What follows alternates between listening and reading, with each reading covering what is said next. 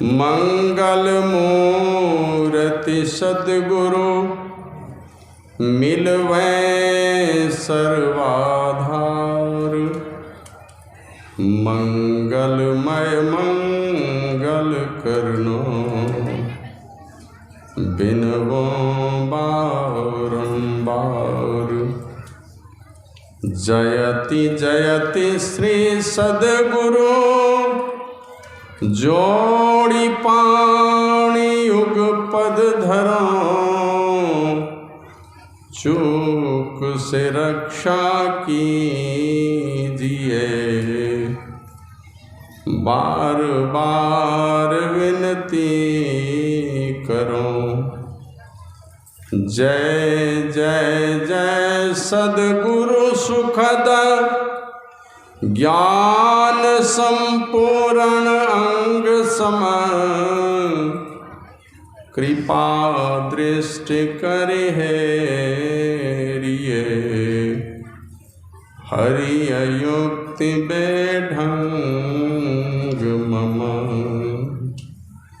श्री सद्गुरु महाराज की जय।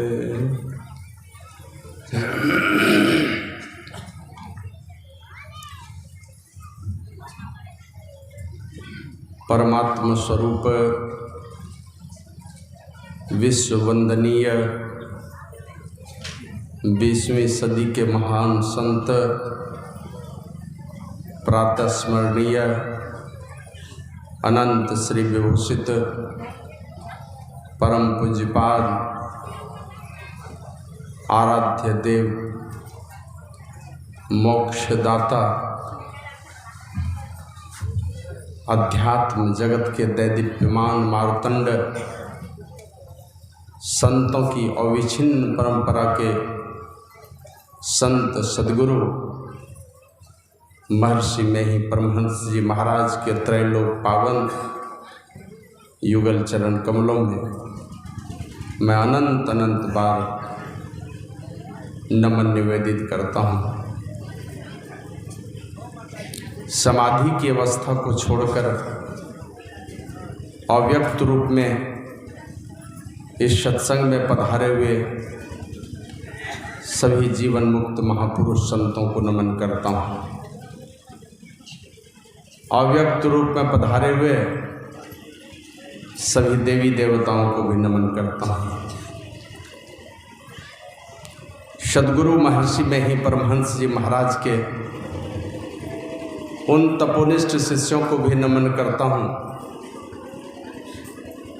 जो सशरीर हम लोगों के बीच नहीं हैं, लेकिन निश्चित रूप से उनकी कृपा हम लोगों को बरस रही है। उनमें से मुख्यतः पूज्यपाद सत्यलोकवासी श्रीधर दास जी महाराज, महर्षि संतसेवी जी महाराज, महर्षि साई स्वामी जी महाराज, पंडित विष्णुकांत झा जी महाराज, पूज्य रामलगन बाबा, पूज्य कुलदीप बाबा, पूज्यपाद तीन स्वामी मोती बाबा, पूज्य शिशु बाबा, पूज्य भुजंगी बाबा, कितने का नाम गिनाऊं, लोग भूल गए हैं उन सबों को।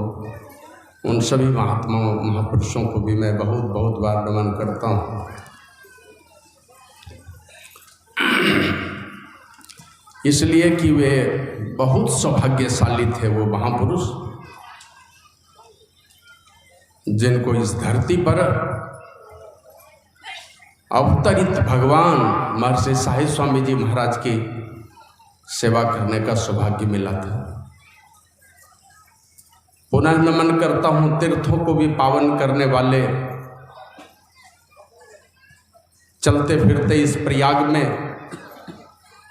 सन्यासी और ब्रह्मचारी वेश में जो साधु हैं या हमारी साध्वी बहनें हैं, जिनके ऊपर संत मत का भार है, जो घर के सुख समृद्धि का परित्याग करके, जवानी में क्या क्या सुख संसार में लोग लेने के पीछे पागल हैं, लेकिन उन सारे सुखों का परित्याग करके रूखा सूखा खाकर जैसे तैसे जीकर मान अपमान झेलते हुए संतों के ज्ञान की गंगा को, संत मत के ज्ञान की गंगा को आगे बढ़ाने के लिए और सदगुरु महर्षि मही परमहंस जी महाराज की पूंजी को दुनिया के लोगों के बीच बिखेरने के लिए सन्यासी और गैरी के वेश में साधु सन्यासी और जो साध्वी बहनें हैं, मैं उन सब लोगों को नमन करता हूँ। पुनः आप सब भी बहुत बहुत नमन के पात्र हैं,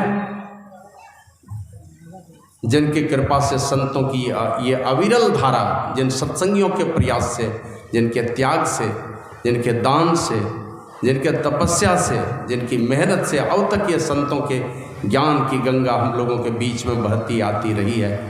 बूढ़े बूढ़े लोग बहुत गरीबी में जीवन गुजारा, लेकिन उन गरीब लोगों के बीच में गरीबी में जीवन गुजारा, लेकिन उसी में से कुछ न कुछ पैसा निकाल करके ये संत मत के प्रचार में लगाया है।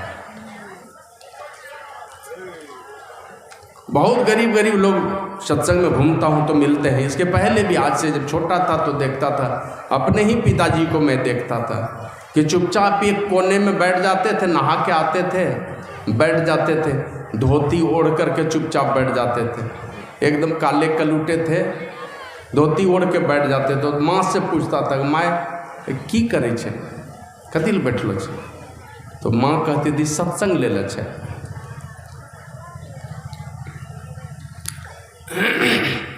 तो इस तरह से एक मेरे पिताजी ने, मेरे पिताजी के समान हजारों लाखों पिताजी ऐसे हैं, बहुत गरीबी में जीवन जिया,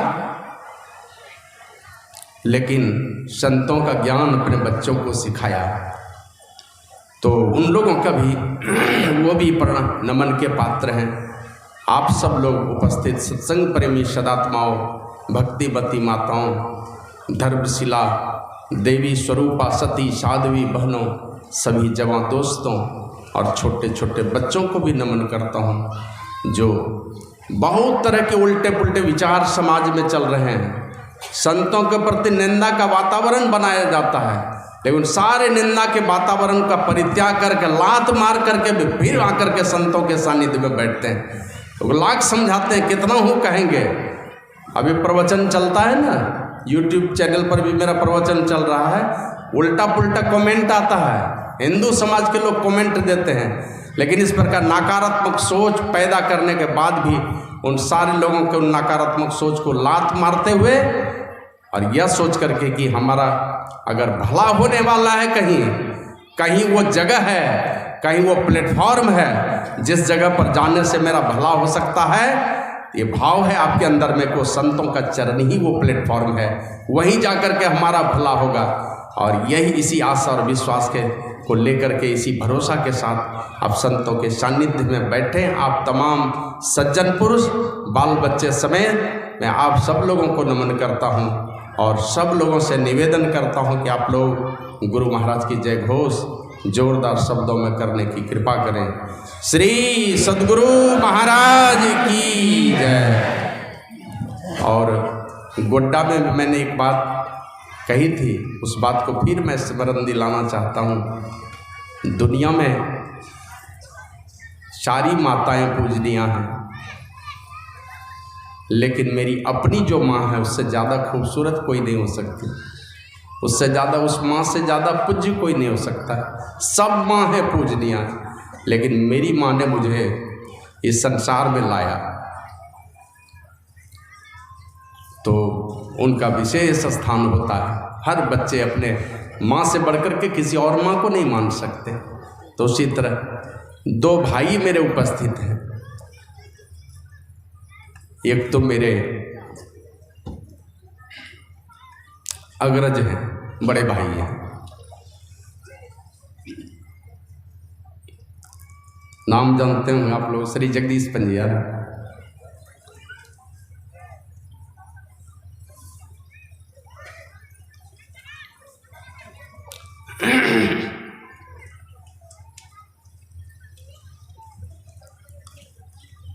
फिर दूसरे भाई हैं, एक भाई ने तो पढ़ाया लिखाया,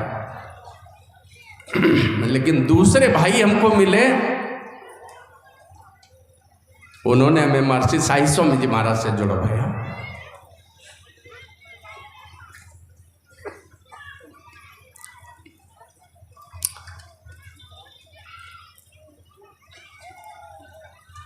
वो हैं गोपाल दास दीन, मैंने निवेदन किया वो हैं, और उनसे आज मेरी बातें हुई है कि एक छोटा सा कमरा मेरे लिए अलग से बनवा दीजिए, उस बिल्डिंग से अलग हट करके। जिस दिन बना देंगे उसी दिन से मैं आपके साथ हूँ और आप ही से संन्यास ले लूंगा। फिर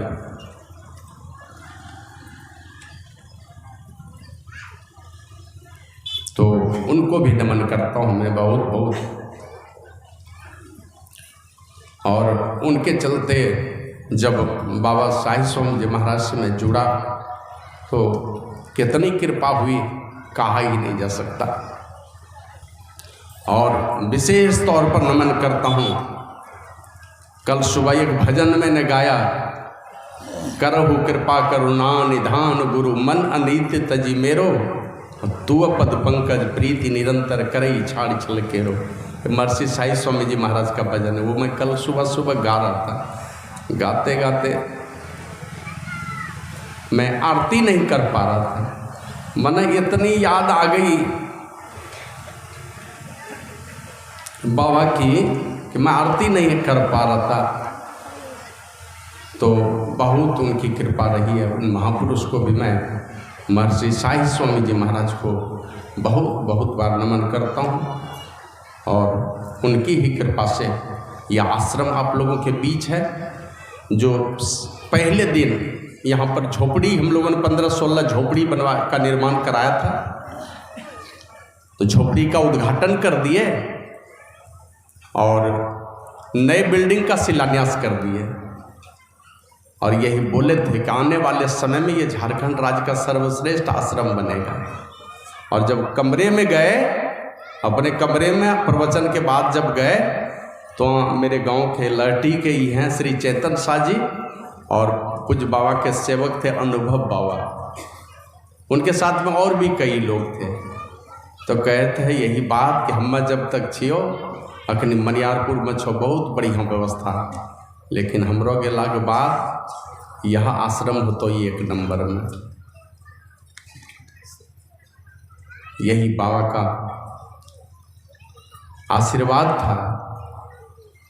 अब किस तरह से कहे कि वीरान जगह में, निर्जन जगह में ये आश्रम, और वो तो कहते थे कि हम जब तोरो आश्रम जाए छो तो हमरा वहाँ से आबे मने नहीं करे छो, हमरा मन करे वहीं रह जाइयो, लेकिन करियो कुछ, इतना प्रोग्रामे हमरा बनलो छे कि जाइल पड़ते हमरा, तो हमरा वहीं रह मन करे छो। तो उनकी कृपा से जो स्थिति आप लोगों के बीच में भूल नहीं पाता हूँ, पुरानी बातों को याद करने से निश्चित रूप से उनके विरह की वेदना सताने लगती है, दुखी हो जाता है मन।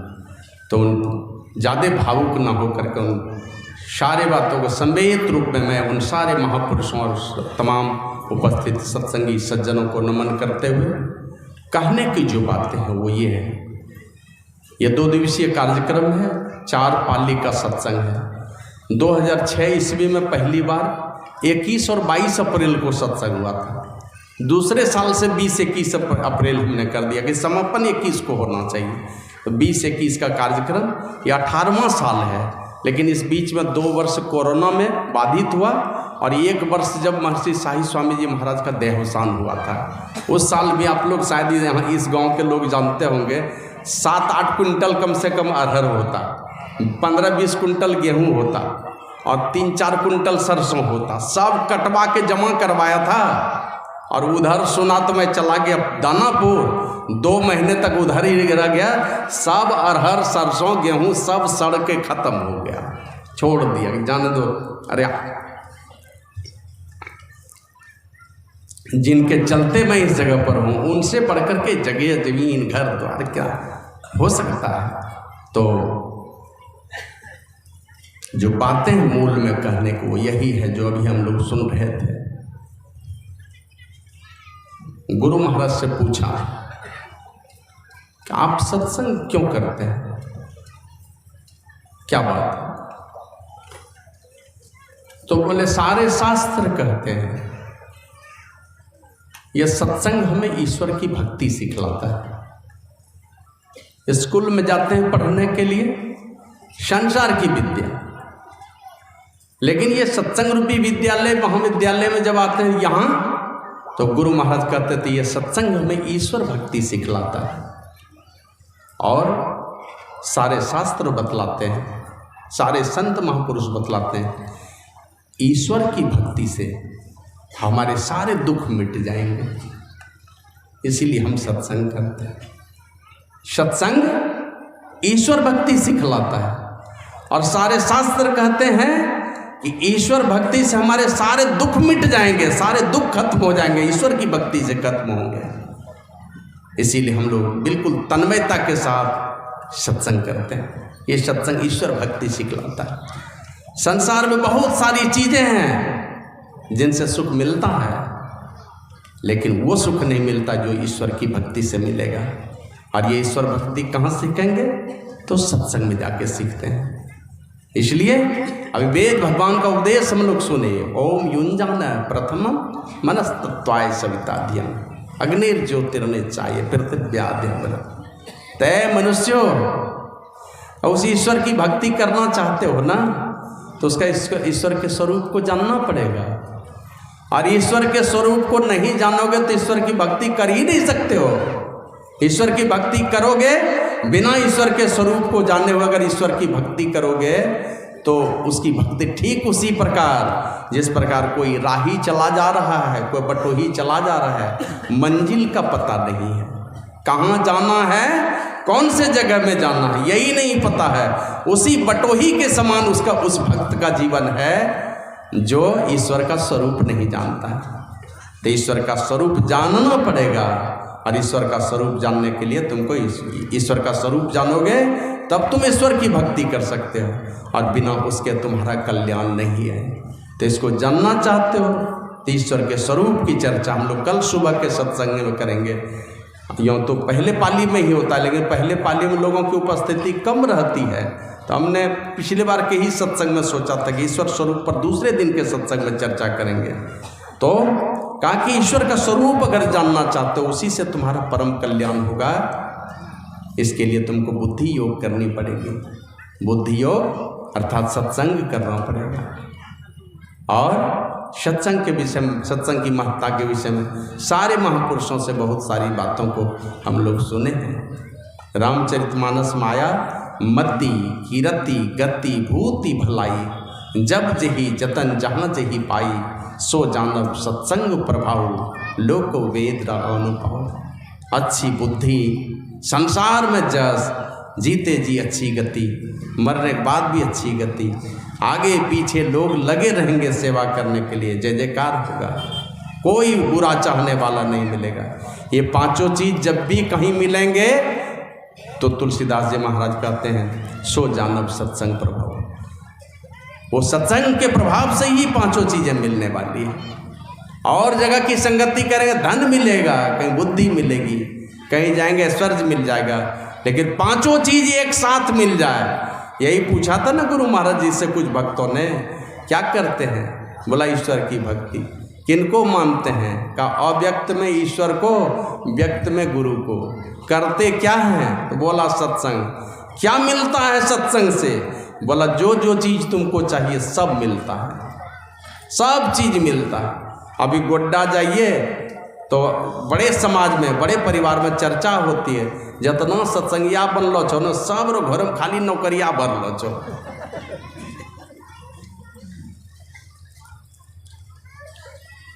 और जितना नौकरिया जिनके यहाँ भरा है ना, अपने बाप दादा का जरा इतिहास उलट करके देख लीजिएगा, आपका क्या औकात था पहले, और जब से सत्संगी बने तब से क्या औकात है। पहले का औकात और अभी का औकात में पता चल जाएगा। तो कहीं न कहीं ये कृपा है। तो वही कहते हैं, जो चाहिए तुमको वही मिलेगा। जो चाहिए? बोला हाँ। क्या चाहिए बोलो? नहीं बोल पाया तो बोले समेट के बोलो क्या चाहिए, संक्षेप में बोलो। नहीं बोल पाए तो गुरु महाराज जी पूछते हैं, अच्छी बुद्धि नहीं चाहिए? बोला हाँ वो तो चाहिए। हम लोग जाते हैं बहुत सत्संगी के घर में, बेटा पोता को ले गया, बाबा इसको आशीर्वाद दे दीजिए आप ही के जैसा हो जाए।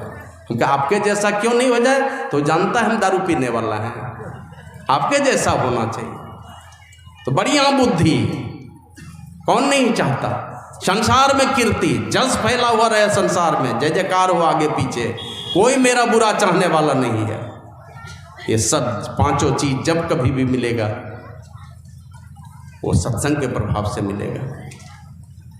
और यही कहा था जीवन में, हम जब उम्र थी हमारी तो मैं पढ़ाई लिखाई की थी, लेकिन जब पढ़ाई लिखाई छोड़ दी तो जीवन में एक ही काम किया, सत्संग और ध्यान, यही दो काम किया।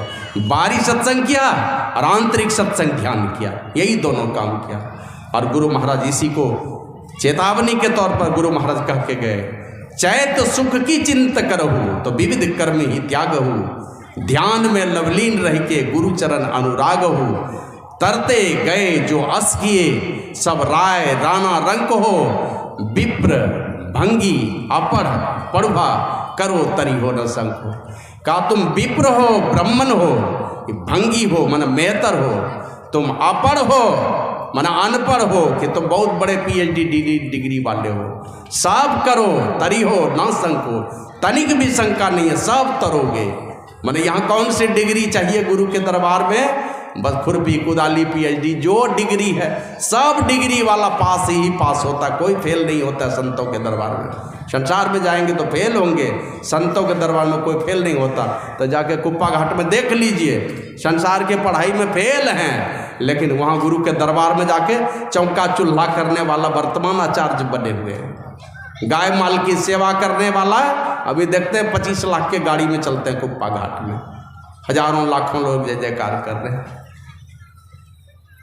बाबा साई स्वामी जी महाराज कहते हैं, यश ऐश्वर्य मुक्ति और भलपन बुद्धि और चतुराई औरों जो कुछ जाही मिले, जब संत कृपा ते पाई भजोर मन संत चरण सुखदाई।